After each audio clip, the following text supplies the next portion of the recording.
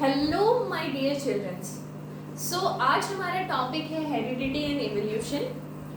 और हेरिडिटी और एवोल्यूशन जो टॉपिक है that is very important for CBSE and ICSE boards. दोनों ही बच्चों के लिए काफ़ी इम्पॉर्टेंट रहेगा। सो ध्यान से सुनिएगा, समझने वाला लेक्चर है। जस्ट सुनते जाइए, एक कॉपी पेन उठा लीजिए, जो जो कह रही हो ना उसको थोड़ा थोड़ा नोट करते चलिए, ठीक है।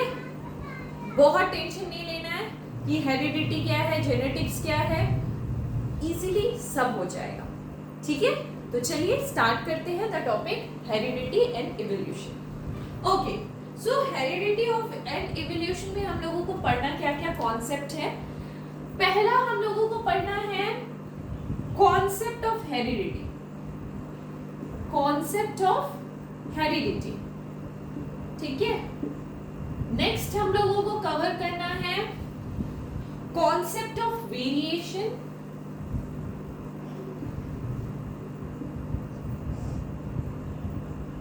ठीक है।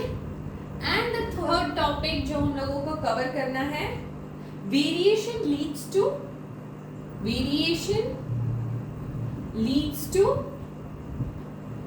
evolution, ठीक है। And my fourth topic is term used in genetics. Terms used in genetics, ठीक है।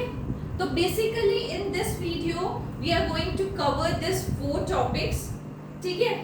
तो ये 4 चीजों की बेसिकली बात की जाएगी। चलिए स्टार्ट करते हैं विद आवर चैप्टर, बहुत ही प्यारा सा chapter, heredity and evolution. Okay, so first मैं स्टार्ट करती हूँ विद अ लाइन जो कि है, इसको नोट, ये नोट हो गया होगा ना, मिटा लेना। ओके, विद अ लाइन, मैं लाइन क्या लिखने वाली हूँ, both cell body and gamete cells, both body and gamete cells have DNA, ठीक है। और which has information stored in form of genes and is read in codon, ठीक है। बहुत प्यारा सा एंड बहुत इंपॉर्टेंट लाइन है फॉर दिस चैप्टर। चलिए इसको समझते हैं। मैंने क्या बोला, बोथ सेल बॉडी और गैमेट सेल में डिफरेंस है। डिफरेंस ये है कि गैमेट क्या होता है, या फिर इट्स अ मेल गैमेट या फिर फीमेल गैमेट हो सकता है। मेल गैमेट हुआ तो वो स्पर्म होगा और फीमेल गैमेट हुआ तो वो ओवा होगा, ठीक है। एंड द सेल बॉडी जो कि गैमेट्स नहीं होते, वो सारे के सारे सेल बॉडी कहलाते हैं। इसको हम दूसरे वर्ड में सोमैटिक सेल्स भी बोल सकते हैं, ठीक है। जो गैमेट्स नहीं होते हैं दैट आर सेल बॉडी या फिर सोमैटिक सेल। तो दोनों के पास या फिर सोमैटिक सेल हो या फिर गैमेट सेल हो, दोनों के पास डीएनए जरूर होगा। अच्छा, फर्स्ट ऑफ ऑल एक रिक्वेस्ट है आप लोगों से for CBSE students.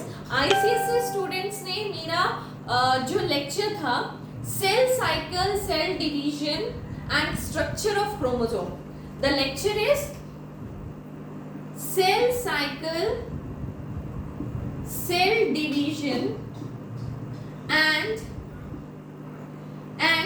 Structure of chromosome नाम का एक चैप्टर है। रिक्वेस्ट है आप लोग ना इसको एक बार पक्का देख लीजिए। इस चैप्टर में जो भी मैंने वीडियोस आप लोगों को प्रोवाइड किए ना, उसको पक्का देखिए, ताकि ये चैप्टर फॉर सीबीएसई स्टूडेंट्स ना थोड़ा सा इजी हो जाए। उसमें मैंने सारे के सारे लॉजिकल टर्म्स वगैरह बहुत अच्छे से एक्सप्लेन किया है। जस्ट एक बार आपको बहुत डिटेल्स में जाने की जरूरत नहीं है फॉर सीबीएसई गाइस, बिकॉज कि आपको डिटेल्स में वो सब अभी फिलहाल के लिए, अगर in the point of view of your board exam, तो सीबीएसई बच्चों को जरूरत नहीं है। But you have to know यार कि ये सेल साइकिल, सेल डिवीजन या स्ट्रक्चर ऑफ क्रोमोसोम क्या होते हैं before we go for the chapter heredity and evolution. ठीक है, सो फॉर आईसीएसई बोर्ड्स ना क्या किया गया है, cell cycle, cell division and structure of chromosome के बाद एक चैप्टर रखा गया है जेनेटिक्स, जो कि है this is the chapter heredity and evolution. ठीक है, सो प्लीज ये रिक्वेस्ट मानिए ताकि आपको आगे का लेक्चर इजी और स्मूथली आपके समझ में आए। So come for the topic is like both cell body and gamete cell have DNA. तो बोथ गैमीट सेल हो या फिर सेल बॉडी हो, दोनों के पास डीएनए नाम की वस्तु अवेलेबल रहती है। And you are big enough ना, you are quite big enough to know what is DNA. DNA जो होता है that is very important part of our chromosome. ठीक है, कहाँ प्रेजेंट रहता है? क्रोमोसोम के अंदर प्रेजेंट रहता है। DNA कहाँ प्रेजेंट रहता है? क्रोमोसोम के अंदर प्रेजेंट रहता है। ठीक है, and this is a very important part जो कि हमारे जीन्स को कैरी करता है। ठीक है, from parent to offspring. What is offspring? Offspring are we, मतलब अगर मेरे पेरेंट्स के ऑफस्प्रिंग बोला जाए तो I am the offspring of my parent. ठीक है, सो पेरेंट से मतलब जो भी जेनेटिक इंफॉर्मेशन है वो डीएनए के थ्रू ही मेरे बॉडी में आया है। ठीक है, तो डीएनए कंटेन जीन्स। ठीक है, okay, so DNA, what is the full form of DNA? Deoxyribonucleic acid. ठीक है, तो मैंने बोला बोथ या फिर सेल बॉडी हो या फिर गैमीट सेल हो, उसके पास डीएनए जरूर होगा। और डीएनए में क्या स्टोर रहता है? इंफॉर्मेशन। क्या स्टोर रहता है? Information in the form of genes. Yes, those genes which are responsible for my hair color, which are responsible for my eye color, which are responsible for my skin color and blah blah blah, all those features जो भी मेरे अंदर available है, मतलब जो भी मेरे अंदर इनहेरिटेड है, that is all about genes. Gene के वजह से ही सारे इमोशन, सारे फीलिंग, सारे जो भी तुम्हें फिजिकली दिखता है या फिर इंटरनली दिखता है, मतलब समझ आता है, वो सारी इंफॉर्मेशन जीन्स में रहती है and is read on codon. Yes, I am going to explain you कि कोडॉन्स क्या है। ठीक है, सो यहाँ तक समझ में आया? एक सेल बॉडी होता है, एक गैमेट होता है। ठीक है, गैमेट्स क्या होता है? गैमेट्स में या वो होता है जो मेल और फीमेल को डिफरेंशिएट करता है। अगर मेल में हो तो हम उसको स्पर्म कहेंगे, और फीमेल में हो तो हम उसे ओवा या एग कहेंगे। ठीक है, और बाकी सारे सेल जो होते हैं वो सेल बॉडी होते हैं। ठीक है, हाँ, डीएनए उन सबके पास, या फिर सेल बॉडी है या फिर गैमेट सेल है, सबके पास डीएनए होगा। और डीएनए में कुछ इंफॉर्मेशन स्टोर रहते हैं in the form of genes. ठीक है, और जीन्स को कैसे रीड किया जाता है? कोडॉन्स के रूप में। चलिए, अगर आप लोगों ने मैं फिर रिक्वेस्ट करना चाहूंगी, वो वाला वीडियो प्लीज देख लीजिए आईसीएसई बोर्ड के लिए, cell cycle, cell division and structure of chromosome. उसमें आपको पता चलेगा कि डीएनए जो होता है ना, हमारा जो डीएनए है ना, उसमें कुछ नाइट्रोजनस बेस पेयर्स होते हैं। ठीक है, कुछ नाइट्रोजनस बेस पेयर्स होते हैं, and this nitrogenous base pairs are ना very पक्का वाला, मतलब दोस्ती होती है। like what is base pair? purine and pyrimidine। ठीक है, purine and pyrimidine is two different houses and they have different children। ठीक है, each house having two children।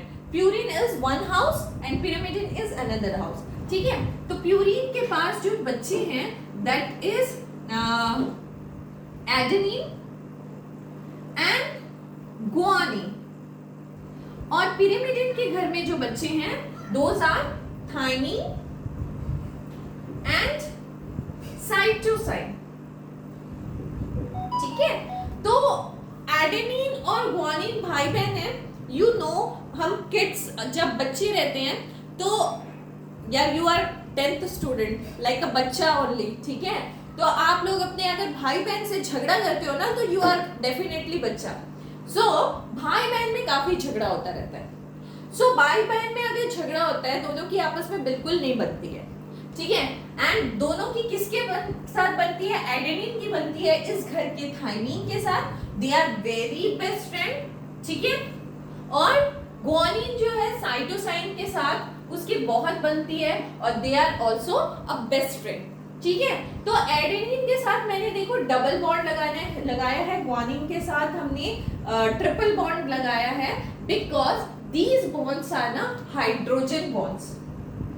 ठीक है, और इसको बोलते हैं adenine, thymine, guanine and cytosine are known as base pairs. ठीक है, या फिर आप बोल सकते हो नाइट्रोजिनस बेस पेयर्स। ठीक है, तो दोस्ती किनकी होनी है? एडेनिन एंड थाइमिन की होनी है, गुआनिन एंड साइटोसिन की होने वाली है। और दोनों भाई बहन ना कट्टर दुश्मन है, वो लोग आपस में एक साथ बैठ के नहीं पढ़ सकते, नहीं रह सकते। ठीक है, दोनों में एकदम फाइट हो जाना है अगर साथ में रहेंगे तो। ठीक है, सो ऑलवेज पेयर बनाओगे आप एडेनिन और थाइमिन का, गुआनिन एंड साइटोसिन का। ठीक है, सो यहाँ तक कहानी स्टोरी समझ आई। Purine, pyrimidine and adenine, thymine, guanine and cytosine, these are nitrogenous base pairs। अब आइए कोडॉन की बात करते हैं। अब आइए कोडॉन की बात करते हैं। What is codon? अब ये जो तुम्हारा डीएनए होता है ना, अगर मैं इस स्ट्रैंड को खोलूं, अगर मैं स्ट्रैंड को खोलूं और एक सिंगल स्ट्रैंड निकालूं तो इस सिंगल स्ट्रैंड में क्या होगा? यहाँ पे एडेनिन, थाइमिन, गुआनिन, साइटोसाइन ऐसे करके बैठे होंगे। ठीक है, सपोज यहाँ पे this is adenine, this is guanine, this is cytosine, again adenine, cytosine, guanine, thymine, adenine, cytosine ऐसे करके बैठे हुए हैं। What is codon? कोडॉन जो होता है ना, this is 3 pairs of nitrogenous bases. तो अगर हम रीड करेंगे codon, a single codon that is AGC। ठीक है, AGC एक सिंगल कोडॉन हो गया। ठीक है, अब ये कोडॉन का काम क्या है? ध्यान से सुनना, कोडॉन का काम क्या है? Codon always help in the formation of protein. किसमें हेल्प करता है? For the codon help in the formation of protein. ठीक है, प्रोटीन के फॉर्मेशन में हेल्प करता है। कैसे हेल्प करता है? चलिए समझते हैं। आपने राइबोसोम सुना है ना? आपने राइबोसोम्स का नाम सुना है ना? Ribosome present inside the cell. अगर डिटेल्स में उसके बारे में नहीं पता है तो आप स्टैंडर्ड 9 का बुक खोल सकते हैं। स्टैंडर्ड 9 के बुक में हर एक सेल ऑर्गेनेलिस को अच्छे से एक्सप्लेन किया हुआ है, एक बार फिर चले जाइए। ठीक है, तो राइबोसोम क्या करता है ना, ये कोडॉन पे आके बैठता है। राइबोसोम बैठ गया इस कोडॉन पे। ठीक है, सो राइबोसोम का काम क्या है? अमीनो एसिड को खींच के लाना। ठीक है, सो राइबोसोम गया घूम के एंड आया अमीनो एसिड को लेके अपने साथ।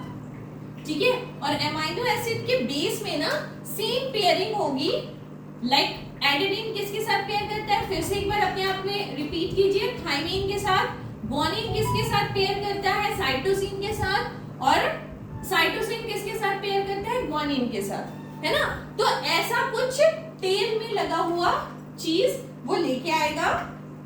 ठीक है, जिसके वजह से टेल में लगा हुआ ये चीज लेके आएगा, जिसकी वजह से इसके हेड में क्या होगा? एक रीजन होगा अमीनो एसिड का। तो हर एक पर्टिकुलर अमाइनो एसिड जो होता है ना, उसके पास एक पर्टिकुलर कोडॉन होता है, ठीक है। तो इस कोडॉन से मैच कराने के लिए वो क्या होगा, एक पर्टिकुलर अमाइनो एसिड को ढूंढ के लाएगा, ठीक है, ढूंढ के लाके यहाँ पे फिट करेगा।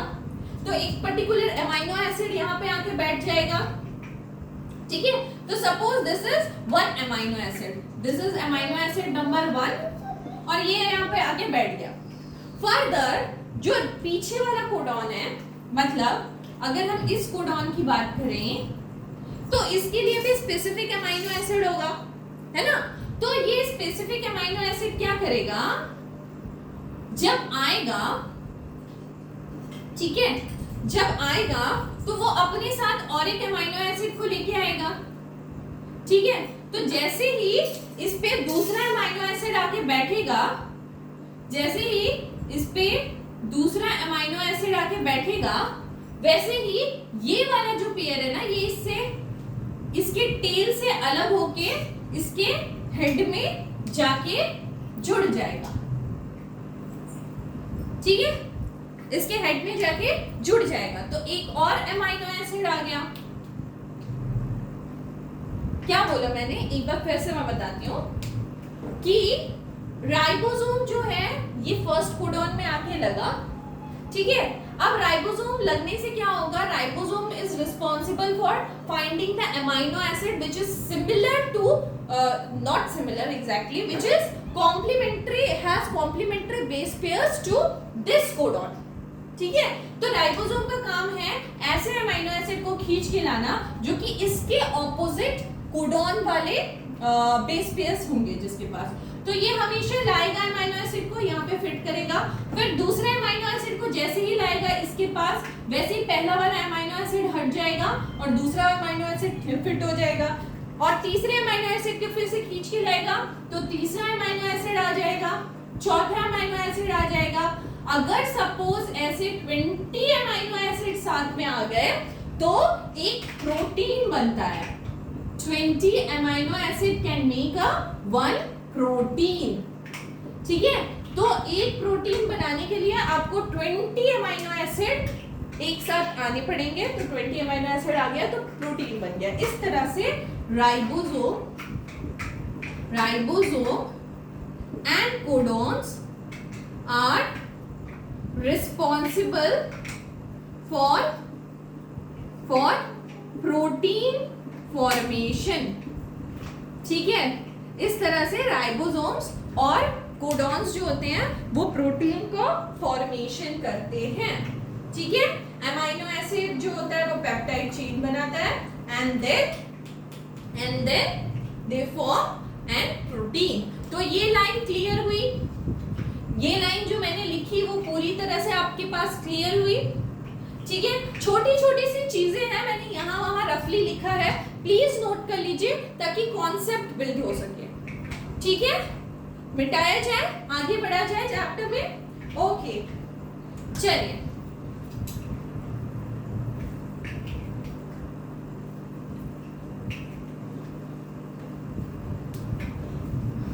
Okay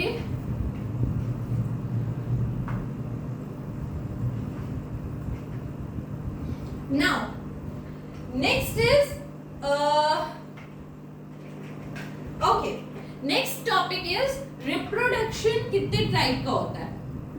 reproduction is basically 2 type, one is asexual reproduction or sexual reproduction and the another one is sexual reproduction, ठीक है। So asexual reproduction, if we talk about asexual reproduction, then a single parent is involved, then a single parent is involved, ठीक है। And if we talk about sexual reproduction, so two parents, two opposite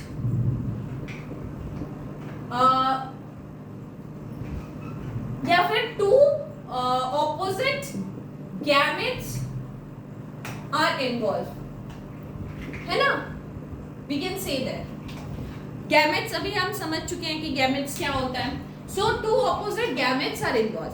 okay, so if single parent is involve in any process, so what do you think, अगर पहला generation ऐसे खड़ूस type का होगा तो next generation अगर इसका कोई आएगा ना, वो भी ऐसे ही खड़ूस टाइप का ही होगा और आइडेंटिकल कॉपी होगा.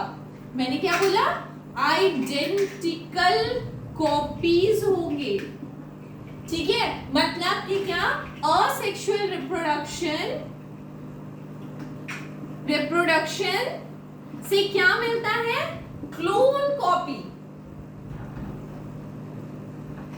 ठीक है, एकदम आइडेंटिकल. और इसके भी अगर बच्चे होंगे ना, सो दोज आर ऑल्सो खड़ूस काइंड.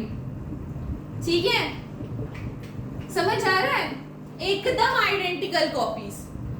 ठीक है, तो फॉर एग्जाम्पल आप लोगों ने असेक्सुअल रिप्रोडक्शन बचपन से ही पढ़ा है, क्लास 6-7 से ही पढ़ा है फॉर एग्जाम्पल. तो आप लोग मेरे से बेटर जानते हो बडिंग वगैरह, है ना. So this is a kind of asexual reproduction.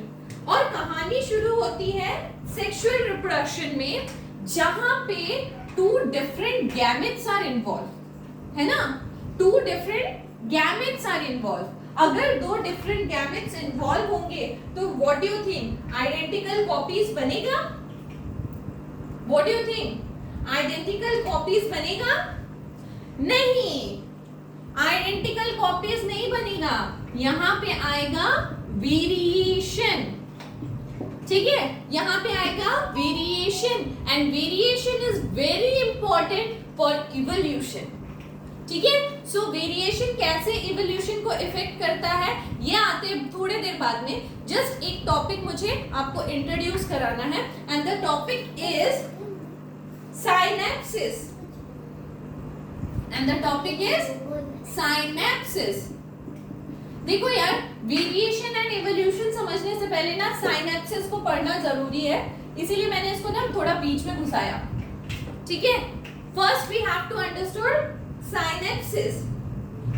ठीक है, synapsis of homologous chromosome. We can say synapsis of homologous chromosome. ठीक है, और आप बोलोगे what do mean by homologous chromosome. चलो मैं एक बार फिर बता देती हूँ कि वीडियो में जाइए, आईसीएसई वाला जो cell division and cell structure of chromosome वगैरह के जो वीडियोस मैंने बनाया है, प्लीज उसको एक बार देख लीजिए. बहुत क्लियर होगा, आपके बेसिक्स वगैरह ना बहुत अच्छे से क्लियर होंगे. ठीक है, सो थोड़ा सा मैं आइडिया दे देती हूँ what is homologous chromosome. Chromosome जो होता है ना, वो एक ऐसा बंदा है, मतलब क्रोमेटिन फाइबर आप लोगों ने नाम सुना होगा. What is chromatin fibre? Nucleus जो होता है उसके अंदर होता है न्यूक्लियोलस, है ना, और न्यूक्लियोलस के चारों तरफ होता है chromatin fibre, right. And this chromatin fibre is very long. You know this chromatin fibre is very long. अगर एक बंदे का, एक इंसान का क्रोमेटिन फाइबर को निकाला जाए और पर्टिकुलरली एक एंड से दूसरे एंड तक जोड़ते जोड़ते हर सेल का चला जाया जाए, तो यू नो कि हम अर्थ से सन तक के 300 टाइम्स उसको मेजर कर सकते, डिस्टेंस को मेजर कर सकते हैं. मैंने क्या कहा? अगर एक पर्सन का हर एक सेल का क्रोमेटिन फाइबर निकाला जाए और उसको हॉरिजॉन्टली, मतलब अगर एक एंड से दूसरे एंड तक बांधते हुए हम चले जाए, तो अर्थ और सन के बीच का जो डिस्टेंस है उसके 300 टाइम्स हम कवर कर सकते हैं. मतलब समझ रहे हो, क्रोमेटिन फाइबर मतलब इतना ज्यादा होता है. ठीक है, अगर इतना ज्यादा होता है, व्हाट डू यू थिंक कि उसको अगर सेल डिवीजन तुमको करना है तो कैसे डिवाइड करोगे? अगर तुमने एक बोल में नूडल्स लिया है और your brother and sister asked you to give the equal amount of noodles, थोड़ा ज्यादा नहीं, थोड़ा कम नहीं, आपको equal amount of noodles उसको शेयर करनी है, तो quite tough ना. मतलब आप शेयर तो कर दोगे बट एग्जैक्टली इक्वल हुआ है कि नहीं, बहुत टफ है ना। तो नेचर के पास एक बहुत प्यारा सा प्लान होता है, वो क्या करते हैं ना, ये जो क्रोमेटिन फाइबर है ना, जो एकदम खिचड़ी सा पका हुआ है, उसको एक क्रोमोसोम्स के नाम का एक स्ट्रक्चर प्रोवाइड करते हैं, एक बहुत ही प्यारा सा स्ट्रक्चर, ठीक है, आपके बुक में भी दिया होगा, ठीक है, एक बहुत ही प्यारा सा स्ट्रक्चर, ऐसा क्रोमोसोम टाइप का स्ट्रक्चर प्रोवाइड किया जाता है। अब क्रोमोसोम नंबर ना हर एक स्पीसीज में डिफरेंट डिफरेंट होते हैं, जैसे जैसे स्पीसीज चेंज होता है क्रोमोसोम नंबर भी चेंज होता है। If we talk about human being, उसमें कितने क्रोमोसोम नंबर है? 23 पेयर्स, ठीक है, या फिर आप बोल सकते हो 46 नंबर, ठीक है। तो 46 number of chromosomes are present inside us, और अगर मान लो अब सेल डिवीजन में जाना है तो ये इजीली डिवाइड नहीं हो जाएगा बीच से, आधा इधर जाओ आधा उधर जाओ, है ना, तो डिवाइड होके 2 सेल बनाने में उसको इजी पड़ेगा। तो नेचर इज वेरी स्मार्ट, और उसके पास बहुत सारे प्लान्स होते हैं यार, अपने जो भी प्रॉब्लम्स है उसको सॉल्व करने के लिए, ठीक है। तो इस तरह का क्रोमोसोम बनाया जाता है। चलो अब समझ आया क्रोमोसोम क्या होता है, ठीक है। अगर क्रोमोसोम समझ में आ गया तो now come for homologous chromosome, ठीक है। सो वी कैन सी ना, chromosome is nothing but condense form of chromatin fibre, है ना, क्रोमेटिन फाइबर को कंडेंस कर दिया और क्रोमोसोम का एक स्ट्रक्चर दे दिया। Now come for homologous chromosome, अगर सपोज ये क्रोमोसोम है, अच्छा this is not exactly the shape of chromosome, exactly ना क्रोमोसोम इज दिस, ठीक है, और इसमें कंडेंस रहता है क्या? Chromatin fibre, yes I told you chromatin fibre. अब तुम बोलोगे आपने फिर ऐसा क्यों बनाया, आपने फिर ऐसा क्यों बनाया? तो द थिंग इज क्रोमोसोम जो होता है ना always wants to be in pair, वो कभी अकेला नहीं रहना चाहता है, वो हमेशा और हमेशा ही जुड़ के रहना चाहता है, तो उसका स्ट्रक्चर हमेशा ऐसा दिखता है। अब एंड नाउ देखो, अगर ये होमोलोगस क्रोमोसोम है, अगर ये होमोलोगस क्रोमोसोम है तो मतलब यहाँ पे क्या होगा, अगर यहाँ पे suppose this is a gene, मैंने बोला क्रोमोसोम के अंदर डीएनए होता है एंड डीएनए कंटेन जीन, ठीक है। अगर जीन की बात करूं, यहाँ पे 2 जीन है and those 2 genes are responsible for eye colour, और अगर दोनों जीन रिस्पॉन्सिबल है फॉर ब्लू आई कलर, तो ये भैया ये दोनों होमोलोगस क्रोमोसोम है, अंडरस्टूड, ठीक है। सो मैंने एक क्रोमोसोम लिया फ्रॉम पैटर्नल और फ्रॉम मैटरनल, ठीक है, एक क्रोमोसोम लिया फ्रॉम पैटर्नल और एक क्रोमोसोम लिया from maternal, this is maternal, ठीक है।